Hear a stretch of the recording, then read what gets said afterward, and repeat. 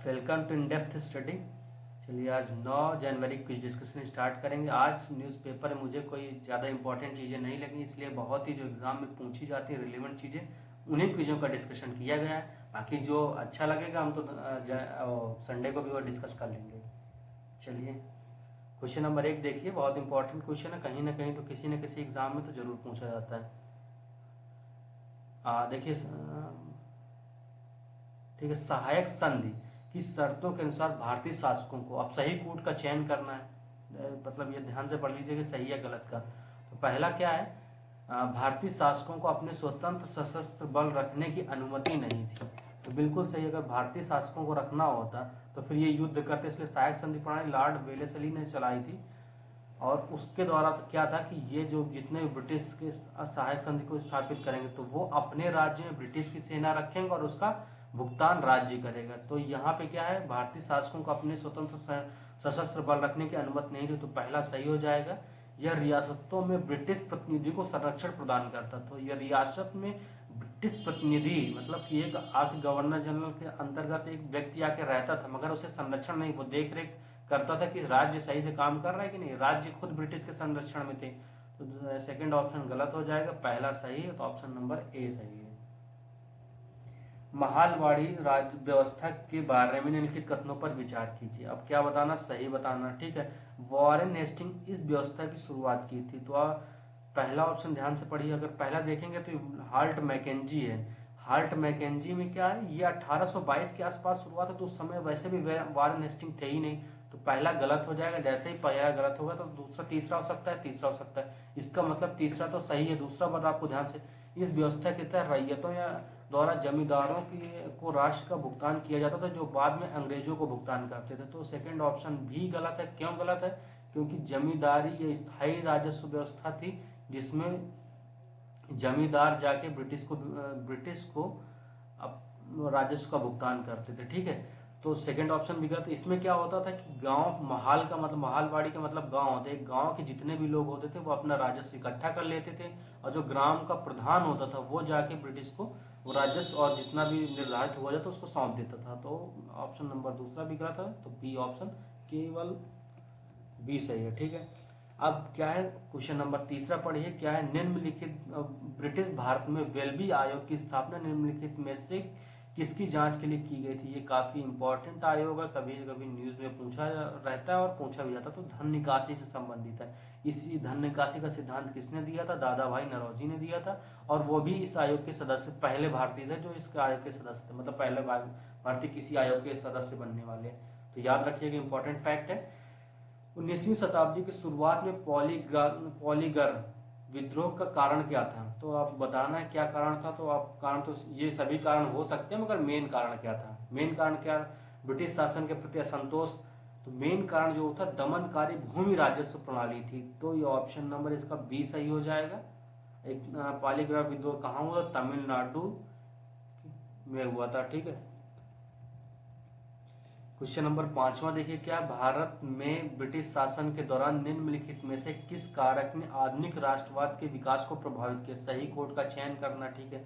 तो फ्रांसीसी क्रांति उस समय हुई थी, बिल्कुल सही। फ्रांसीसी क्रांति स्वतंत्रता समानता बंधुत्व इसका जो भारतीय पुनर्जागरण का मतलब है कि उस समय हमारे जो भी सामाजिक सुधारक थे उन्होंने व्यक्ति हो गए थे, अपनी अपनी संस्कृति की विशेषता बता रहे थे। तो दूसरा भी सही है। और तीसरा, अंग्रेजों द्वारा भारत में आधुनिकीकरण किया गया, मतलब आधुनिकीकरण का मतलब यहाँ शिक्षा, आधुनिक शिक्षा दी गई, यहाँ पे संचार सेवा लागू की गई, तो ये भी सही है।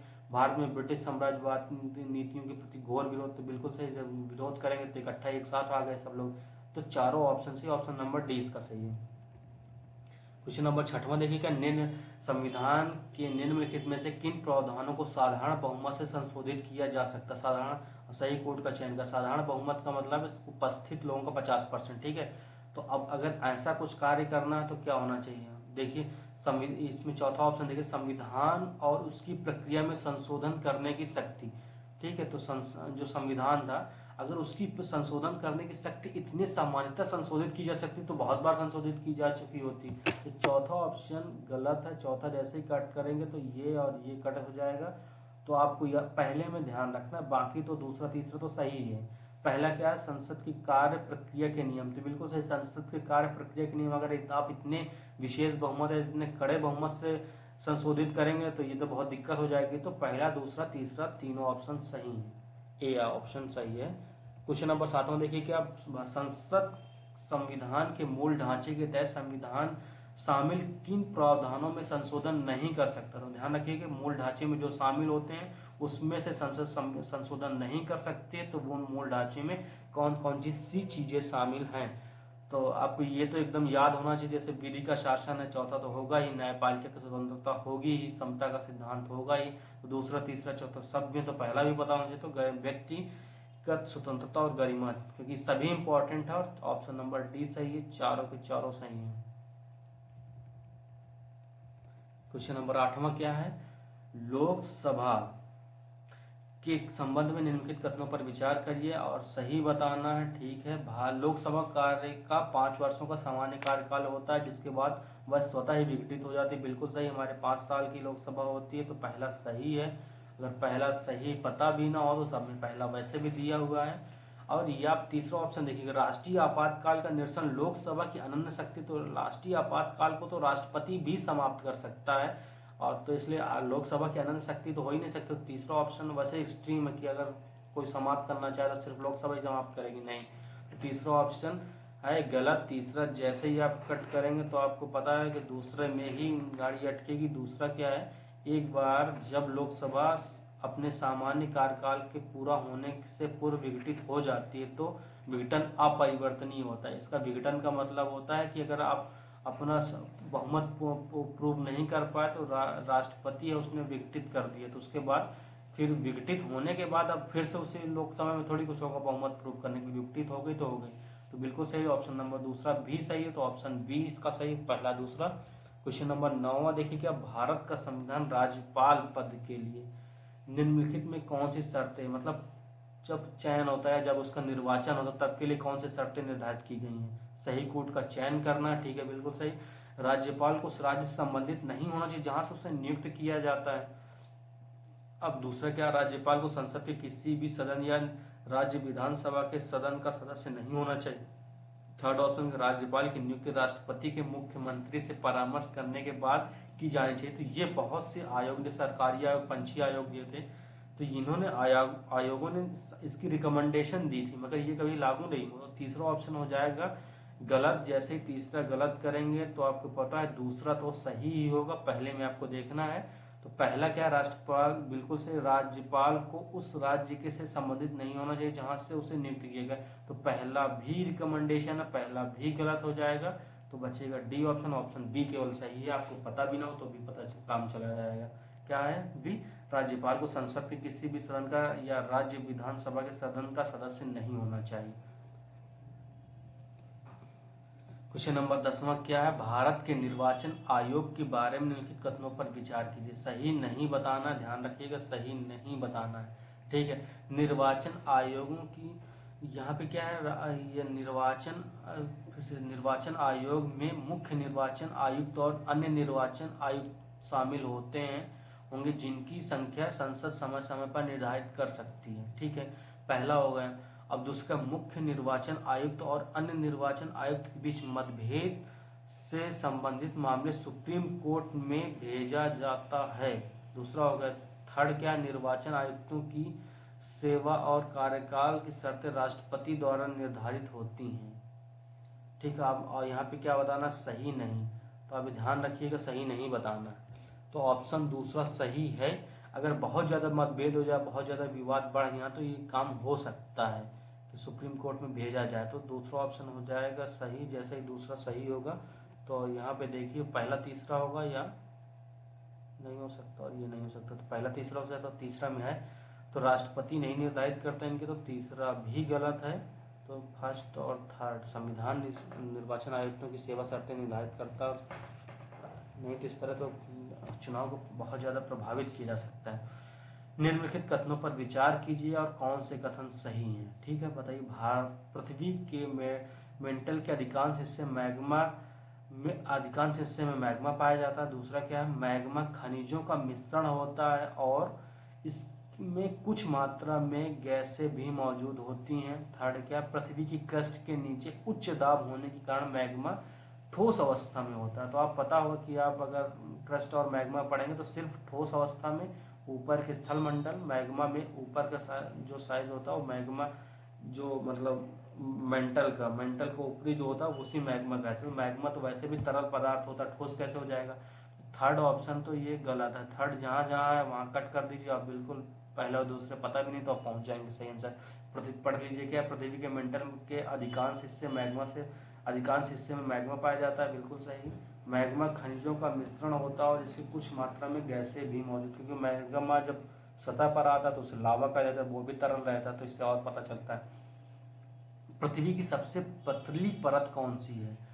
तो अब ये वाली जो एरिया कोर और ये मेंटल तो वैसे भी आप जब फिगर बनाते होंगे तो बड़ा पतला सा ये ऊपर के साइड ले जाते, बाकी इतना तो दो नीचे के लिए दे देते, तो आप इसमें नहीं अंतर कर पाते कोई बात नहीं, मगर सबसे पतला तो समझ ही जाएंगे क्रस्ट है, ठीक है।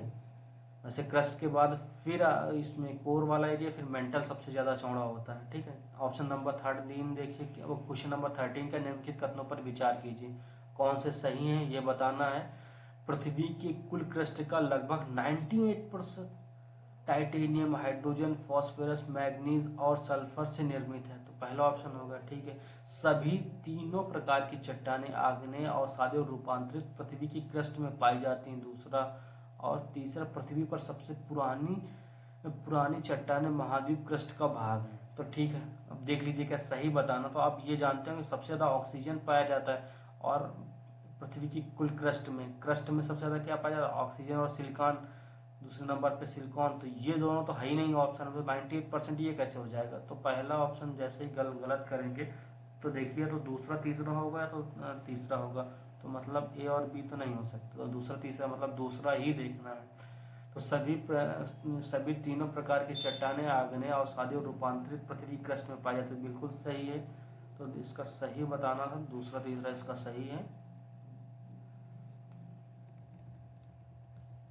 क्वेश्चन नंबर 14 देखिए, सूचना के निम्नलिखित स्रोतों में से किसे पृथ्वी के आंतरिक भाग की जानकारी का प्रत्यक्ष स्रोत माने। प्रत्यक्ष का मतलब हम जाके डायरेक्ट उससे मिल के आए, डायरेक्ट या उससे कांटेक्ट में आए, ये नहीं कि हम किसी के थ्रू हमें जानकारी मिले। तो देख लीजिए क्या किसके कांटेक्ट में अब हम जान सकते हैं नीचे का। तो खनन करके, बिल्कुल खनन, आप नीचे जैसे जाते जाएंगे तो आपको पता चलते जाएगा कहाँ क्या है। तो आप देखिए पहला ऑप्शन जहाँ नहीं उसे कट कर दीजिए, बिल्कुल सही है। अब दूसरा क्या है, पहला ये हो गया। अब दूसरा गुरुत्वाकर्षण तो वैसे भी जानकारी नहीं होती है।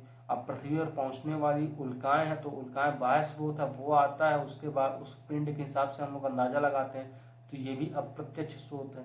ज्वालामुखी का विस्फोट के थ्रू अब मैग्मा सतह पे लावा बन के आया, लावा जब आया तो हम पता कर लेते अच्छा अंदर ये था, तो दूसरा ऑप्शन सही हो जाएगा। तो पहला दूसरा इसका सही है, ठीक है। क्वेश्चन नंबर 15 देखिएगा, निम्नलिखित कथनों पर विचार कीजिए, कौन सा सही है। अब देखिए कथन क्या, पृथ्वी की क्रस्ट का घनत्व मेंटल से अधिक होता है। पृथ्वी की क्रस्ट का घनत्व मेंटल से अधिक होता है। पृथ्वी का आंतरिक को ठोस पदार्थ होता है। तो आपको पता कि जैसे जैसे हम लोग नीचे जाते हैं वैसे वैसे घनत्व डेंसिटी बढ़ती जाती है, क्योंकि अब ये सियाल, सीमा और ये निफिया टाइप में पड़ा होगा, तो मतलब जो ठोस पदार्थ या जो ज्यादा ज्यादा जो मतलब कहते हैं भारी तत्व होते हैं वो नीचे आ गए हैं। जो भारी तत्व होंगे जिनमें मास ज्यादा होगा, आयतन कम होगा, तो डेंसिटी ज्यादा हो जाएगी, तो इसका मतलब पहला गलत होगा, दूसरा। अब हम लोग जानते हैं कि ठोस आंतरिक परत इनर वाली ठोस होती है, आउटर वाली लिक्विड के फॉर्म में होती है, तो दूसरा ऑप्शन सही हो जाएगा, ऑप्शन नंबर बी से। Thank you for discussion.